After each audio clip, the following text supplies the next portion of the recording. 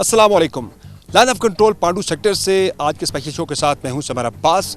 नाज़रीन, आप सबको बहुत बहुत ईद की खुशियां मुबारक हो। उम्मीद है कि आपकी ईद बहुत ही ज़बरदस्त गुजर रही होगी, और क्यों ना गुजरे कि कोई है जो आपकी ईद को पुरअमन और पुरसकून बनाने के लिए कुर्बानी दे रहा है।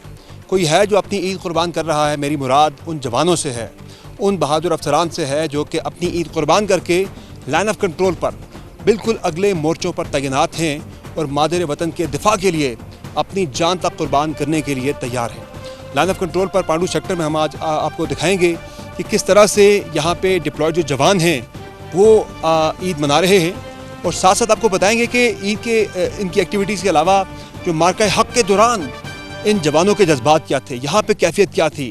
ये कुछ ऐसी पोस्टें भी आपको दिखाएंगे कि जहाँ से हमारे जवानों ने बहुत ही ज़बरदस्त और भरपूर दुश्मन को जवाब देकर दुश्मन के दान खट्टे किए, और इन्हीं पोस्टों से फायर की वजह से दुश्मन को अपनी पोस्टों पर सफ़ेद झंडा लहराना पड़ा, प्लीड करना पड़ा, रिक्वेस्ट करनी पड़ी, पाकिस्तान से मिन्नत फरियाद करनी पड़ी कि मज़ीद फायर मत कीजिए। वो अपनी शिकस्त मानने पर दुश्मन जो है वो मजबूर हो गया। तो आज के इस मौके पर आपको हम दिखाएंगे कि यहाँ पे मुश्किलात किस तरह की दरपेश होती है हमारे जवानों को अपने मादर वतन के दिफा के लिए। यहाँ पे चैलेंजेस क्या हैं, दुश्मन के साथ साथ जो है बाकी चैलेंजेस, यहाँ पे मौसम का चैलेंज है, एक मुश्किल टेरेन है, वो एक बहुत बड़ा चैलेंज है। तो ऑपरेशन मार्का हक़ में हमारे जवानों ने यहाँ पे बहुत ज़बरदस्त दिलेरी की मिसालें कायम की हैं। तो आइए आपको लेकर चलते हैं कुछ फॉरवर्ड पोस्ट के ऊपर, जहाँ आपको कुछ जवानों से मिलवाएंगे, कुछ ऑफिसर से भी मिलवाएंगे आपको, और उनके जज्बात क्या हैं, आज उनके जज्बात क्या हैं, ऑपरेशन मार्का हक़ के दौरान उनके जज्बात क्या थे, और वो ईद कैसे मनाते हैं। आइए आपको लेकर चलते हैं कुछ फ्रंट पोस्ट के ऊपर। नाज़रीन, अभी हम आपको लेकर चल रहे हैं बिल्कुल जो फॉरवर्ड पोस्टें हैं वहाँ पर, और जहाँ हमारे जवान बिल्कुल अलर्ट मौजूद हैं, और इन्हीं जवानों ने भारत के दुश्मन के दांत खट्टे किए थे। तो जो बिल्कुल फॉरवर्ड पोस्ट के ऊपर हमारे जवान हैं उनसे आपको मिलवाएंगे। लेकिन वहाँ जाने की जो SOP है कि जो लाइफ जैकेट है इसका होना बहुत ज़रूरी है, ब्लू प्रूफ जैकेट का। तो यही अभी हम इसे वितरण करने जा रहे हैं, क्योंकि सेफ्टी मेजर्स के ऊपर जो है वो कोई कॉम्प्रोमाइज़ नहीं है। ये हर किसी के लिए, चाहे वो आर्मी से है या कोई बाहर से सिविलियन हो, लेकिन उसने अगर आगे जाना है किसी मिलिट्री पर्पस के लिए, तो उसने जो लाइफ जैकेट है वो ज़रूर वेयर करी। जो गेयर्स हैं, सेफ्टी गेयर्स, इनका होना बहुत ज़रूरी है। तो अभी ये जैकेट हमने पहन ली है, और साथ हेलमेट भी ज़रूरी है। तो पूरी तैयारी के साथ हम आगे जाएंगे, चूँकि अल्दो सीज़ फायर है, लेकिन दुश्मन का जो है मकार दुश्मन है, चूँकि उसका भरोसा या एतमाद नहीं किया जा सकता, किसी वक्त भी कुछ भी हो सकता है। इसलिए अपनी एहतियात जो है वो पूरी होना बहुत ज़रूरी है।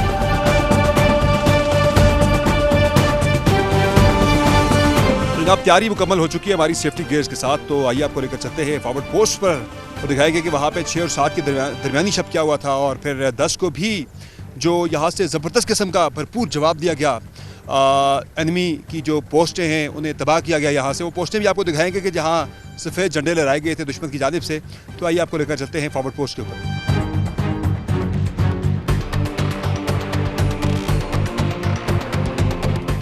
जी, हम एक फॉरवर्ड पोस्ट पर हैं, और नाम इसका हम ले नहीं सकते ड्यू टू सिक्योरिटी रीजंस।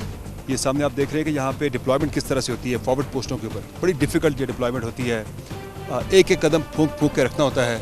या पैसेज देख लेंगे किस तरह से पैसेज, जब गोलाबारी होती है, फायरिंग होती है, तो ये पैसेज जो हैं ये यूज़ किए जाते हैं। बंकर्स हैं यहाँ पे, और ये पांडू सेक्टर जो है ये बेसिकली बड़ा हिस्टोरिक ये एक सेक्टर है। 1948 में पहली मरतबा जब पाक भारत जंग हुई थी, तो उसमें ये एरिया जो है ये भारत के पास था। यहाँ इंडियन आर्मी की एक ब्रिगेड यहाँ पे डिप्लॉयड थी, और उस वक्त भी हमारे पाक फ़ौज के बहादुर जवानों और अफसरान ने ये मुश्किल तरीन ये इलाका तकरीबन 10,000 फुट की बुलंदी पर है सतह समंदर से। गाड़ियों का यहाँ पहुँचना बड़ा मुश्किल है, लेकिन उस वक्त जो है वो पैदल आकर हमारी मिलिट्री ने 1948 में हमारे जवानों और अफसरान ने इस पोस्ट पे कब्ज़ा किया था। ये एरिया जो है, ये सेक्टर पूरा यहाँ भारत का कब्ज़ा था, तो उसके तसल्लुत से ये इलाका आज़ाद करवाया था। तो ये पोस्ट जो है ये उसके बाद हमारे पाक आर्मी के पास है 1948 से। तो ये यादगार शोहदा भी है पांडू की। 1948 में जो हमारे जवानों ने यहाँ पे एक बहादुरी की मिसाल कायम की थी, उसकी ये एक निशानी है, जो कि रहती दुनिया तक जो है दुनिया याद रखेगी कि किस तरह से 1948 में हमारी फ़ौज ने بھارتی فوج کو پانڈو سیکٹر میں دھول چٹائی تھی اور یہ ایریا جو ہے ان کے تسلط سے آزاد کیا تھا، اور اب یہ پوسٹ جو ہے 1948 سے اب تک اور آگے بھی انشاءاللہ یہ پاکستان کے پاس ہی رہے گی۔ سیکٹر کے حوالے سے ہم مزید جاننے کے بعد سے موجود ہیں لیفٹیننٹ کرنل عمیر صاحب، جو کہ یہاں پہ کمانڈنگ آفیسر ہیں یونٹ کے، جو کہ یہاں پہ ڈپلائڈ ہے۔ نام اب یونٹ کا ظاہر نہیں بتائیں گے۔ السلام علیکم سر۔ جی السلام علیکم سر، بتائیے گا کہ یہ کتنا اہم اور اسٹریٹجک یہ سیکٹر ہے پانڈو سیکٹر، اور ظاہر 1948 کی ایک بڑی ایک روشن مثال ہے کہ ہم نے کس طرح سے دشمن کو یہاں پہ شکست دی تھی، اور ابھی 6 اور 7 کے درمیانی شب اور 10 کو بھی 10 مئی کو بھی جو ہے زبردست طریقے سے یہاں پہ دشمن کو بھرپور جواب دیا گیا۔ ذرا اس پوسٹ کے بارے میں، یہاں پہ اس ایریا کے بارے میں، ڈپلائمنٹ کے بارے میں ہمیں ذرا بتائیے گا کہ کیا یہاں پہ سگنیفیکنس کیا ہے اس کی؟ اس پوسٹ کی ایک تو زمینی حساب سے بھی بہت زیادہ اہمیت ہے، اور اسی طرح اسٹریٹجکلی بھی بہت زیادہ اہمیت ہے، کیونکہ یہ چاروں سائڈ پہ جو ایریا ہے اس کو ڈومینیٹ کرتی ہے، اور 48 کی وار کے بعد ہم نے اس کو کیپچر کیا تھا، اور اس کے بعد آج تک پاک فوج اس کو سکسیزفلی ڈیفینڈ کر رہی ہے اور اس ایریا میں موجود ہے۔ اسی طرح جو ابھی مارکہ حق ہوا ہے اس میں بھی دشمن کو ہم نے بھرپور جواب دیے، اور اس پوسٹ میں اور اس پورے علاقے میں سیکٹر میں ان کا کافی زیادہ نقصان کیا ہے۔ اور یہی وہ علاقہ تھا جہاں دشمن کو پھر سفید جھنڈے بھی لہرانے پڑے تھے اور پلیڈ کرنا پڑا تھا کہ امن کے لیے کہ بس اب روکتے ہیں، فائر کافی زیادہ ہو گیا، تباہ کر دی تھی پوسٹ یہاں پہ۔ جی بالکل، دشمن کو ہم نے ہیوی نقصان پہنچایا، جس کے بعد وہ مجبور ہو گئے تھے کہ اپنی پوسٹ پہ وائٹ فلیگ انہوں نے ریز کیے۔ مارکہ حق میں جب یہاں پہ ایک دشمن نے للکارا، ایک ایگریشن کی، مس ایڈونچر کیا، تو سر یہاں پہ کیا جذبہ تھا جوانوں کا، کیا کیفیت تھی یہاں پہ؟ دیکھیں جی، ہم جتنے بھی لوگ ہیں، ہم جو فوج جوائن کرتے ہیں وہ اسی جذبے سے ہم جوائن کرتے ہیں کہ ہم انڈیا کے اگینسٹ لڑیں گے۔ تو جب اس طرح کا موقع آتا ہے تو جو جوش اور ولولہ ہوتا ہے لوگوں کا، ٹروپس کا، ہر بندے کا، ایون آپ نے پاکستانی فوج کا جوش اور جذبہ دیکھ لیا، تو ہم تو اس طرح کے موقع کو کریو کرتے ہیں، اور اس کے حساب سے بھرپور ہم نے اس دفعہ دشمن کو جواب دیا اور ان کو بھرپور نقصان پہنچایا ہے۔ کیفیت کیا تھی یہاں پہ جوانوں کی؟ بڑھ چڑھ کے آگے جانا ہے اور لڑنا ہے، کیا اس وقت کیا تھی یہاں پہ ایموشنز کیا تھے؟